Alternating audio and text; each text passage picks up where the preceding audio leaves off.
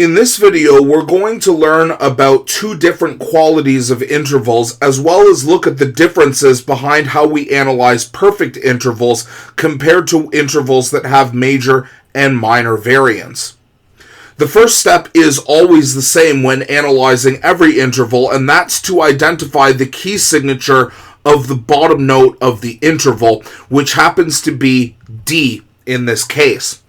As we analyzed in the previous video, we know that D major has two sharps, F sharp and C sharp, so it's often helpful when doing interval analysis to write out all of the notes of the major scale, which would be D, E, F sharp, G, A, B, and C sharp, and all of our intervals are going to be compared against F sharp because, again, the top note of the interval that we're analyzing is an F in both cases, and that's the second step as well. We're going to be comparing the top note of each of the intervals here with the F sharp in the D major scale. So we can see that the top note of this first interval is actually an F flat, which is a little bit strange. We don't see F flat all that often because this is the same pitch as E, at least when played on the piano. And this symbol, if you're not familiar, is a symbol that we call a double sharp. So the way that a double sharp works, recall that when we have the natural form of a note, if we increase it by one semitone, it becomes sharp, and if we increase the sharp note by a semitone, we get a double sharp. So a double sharp is simply raised by two semitones instead. So this note here would be what we call F double sharp. Now, if we compare the first interval, the D to F flat, if we identify the distance, D is 1, E is 2, and F flat is 3, so we're still dealing with an interval of a third, but now what we want to do is we want to take the F sharp and see how far away, how many semitones lower an F flat is. So if we go from F sharp to F, that is one semitone down. And then if we go from F to F flat, or F to E, because F flat is E on the piano, we have lowered it by a second semitone here.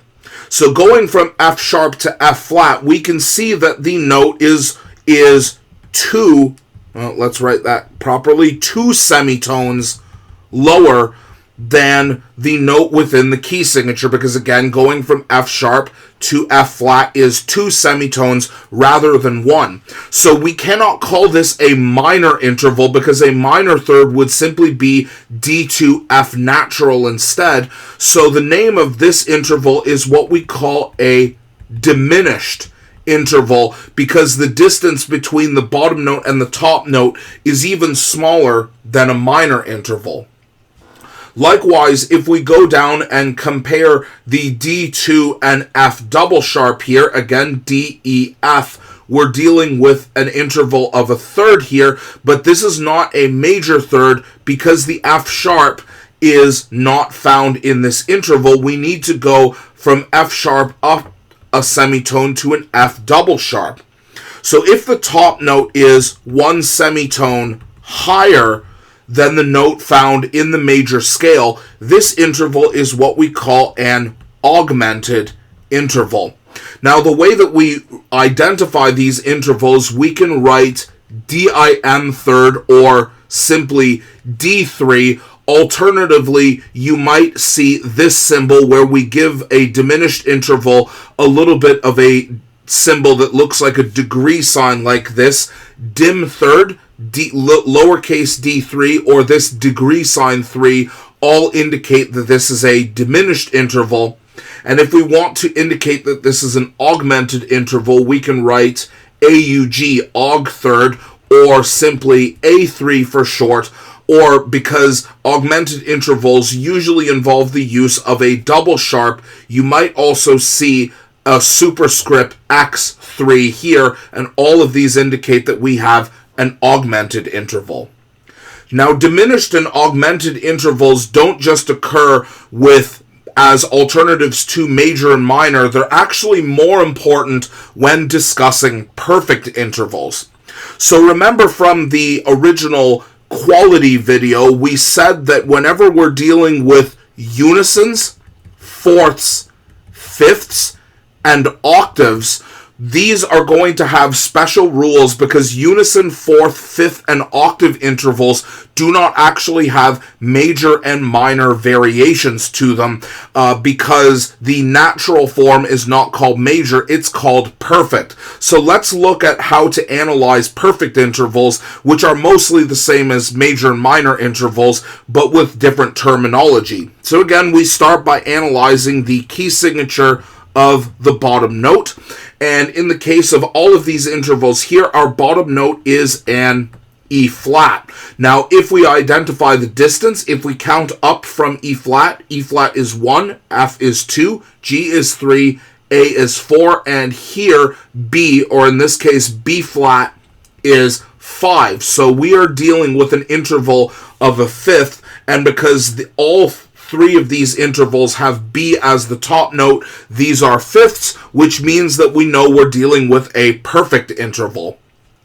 Next, we need to identify the key signature of E flat major, and therefore the notes in the scale. So remember that E flat is a flat key, and then if E flat is the second last flat in the key signature, and we can remember our order of flats, battle ends, and down goes Charles' father. So if E flat is the second last flat, then A flat must be the last flat, and therefore B flat, or E flat major rather, has three flats: B flat, E flat, and A flat. So if we write out the notes of the scale, E flat, F, G, A flat from the key signature, B flat, C, D, and then we get back up to E flat as the octave. So now we need to compare the top note to the note in the key signature, and we can see that in our first interval we have a B flat, and in our E flat major scale the B is also flat. So if the note is the same as the note within the scale, which is this is what we call a perfect interval, which we can represent by the short form P5 here. So again, the distance, E flat and B flat are 5 notes apart, and because the B flat matches the key signature of the bottom note, it would be called a perfect interval. Now here, in this second interval, we can see this somewhat unusual symbol here. It looks like 2 flats. Now, we saw a double sharp in the previous example, so if you had the instinct to call this a double flat, that would be correct. So this symbol here is called a double flat, and the way that it works is the same as a double sharp. If we take a natural note and make it a semitone lower, we have a flat, and then if you take a flat and make it a second semitone lower, you get a double flat. Meaning that if we compare B double flat to B flat, B double flat is a semitone lower. So if this top note of the interval is 1 semitone lower than the note that is found in the scale, which B double flat is, this interval is considered a diminished interval. So we can see when analyzing perfect intervals that there are no major and minor forms of the interval, because normally 1 semitone lower than a major interval is a minor interval, but with perfect intervals we go straight from perfect to diminished. Now, if we take a look at the last interval here, again we see E flat to B, but this time we have a B natural. And if we remember that E flat to B flat is the perfect fifth, we go from B flat and have to go up a semitone to get to B natural. So therefore, the top note of this interval is 1 semitone higher than it is in the major scale. And if this is the case, this is considered an augmented interval. So the way we would represent these two intervals here, we would call this a diminished fifth. So we could say D5, or we could write the little degree sign 5 like this. And then from E flat to B natural, if we write uppercase A5, this means augmented fifth, or we could write the superscript X or double sharp symbol, and this means augmented fifth as well.